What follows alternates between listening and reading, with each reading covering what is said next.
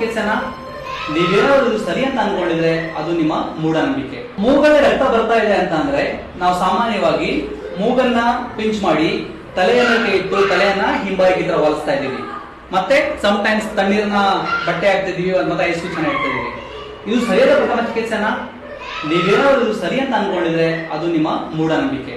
ಯಾಕಂತಂದ್ರೆ ಈಗ ಹಿಂಭಾಗಕ್ಕೆ ವಾಲಿಸುವ ಸಂದರ್ಭದಲ್ಲಿ ಮೂಗಲ್ಲಿ ಬರ್ತಕ್ಕಂಥ ರಕ್ತ ಹಿಂದಕ್ಕೆ ಹೋಗಿ ನಮ್ಮ ಏರ್ವೆಯನ್ನ ಬ್ಲಾಕ್ ಮಾಡೋ ಸಾಧ್ಯತೆ ಇರುತ್ತೆ.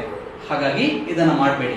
ದೆನ್ ಏನ್ ಮಾಡ್ಬೇಕು ಅಂತಂದ್ರೆ ಅಗೈನ್ ಮೂಗನ್ನ ಮುಚ್ಚಿ ಬಾಯಿಂದ ಉಸಿರಾಡುವಂತ ಪೇಷಂಟ್ಗೆ ಹೇಳಿ, ಸೊ ಪೇಷಂಟ್ ಅನ್ನ ಮುಂಬಾಯಿಗೆ ತರ ವಾಲಿಸಿ ಇದೇ ರೀತಿ ಒಂದು 8 ರಿಂದ 10 ನಿಮಿಷ ನೀವು ಗಟ್ಟಿ ಹಿಡ್ಕೊಂಡಿದ್ದೀರಿ ಅಂತಂದ್ರೆ ಮೂಗಿನ ರಕ್ತಸ್ರಾವ ತನ್ನಿಂತಾನೆ ಸ್ಟಾಪ್ ಆಗುತ್ತೆ.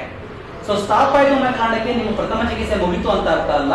ನೀವು ಆದಷ್ಟು ಬೇಗ ಹತ್ತಿರದ ಹಾಸ್ಪಿಟಲ್ಗೆ ಹೋಗಿ ತೋರಿಸ್ಬೇಕು. ಸೊ ನಿಮ್ಮ ಮನಸ್ಸಲ್ಲಿ ಏನಾದ್ರು ಹಿಂದಕ್ಕೆ ವಾಲಿಸಬೇಕು ಅಂತ ಇದ್ರೆ ಅದು ನಿಮ್ಮ ಮೂಢನಂಬಿಕೆ. ಅದ್ರ ಬದಲು ಮುಂದಕ್ಕೆ ವಾಲಿಸೋದ್ರಿಂದ ನಿಮ್ಮ ಪೇಷಂಟ್ ನ ಜೀವವನ್ನ ಉಳಿಸಬಹುದು.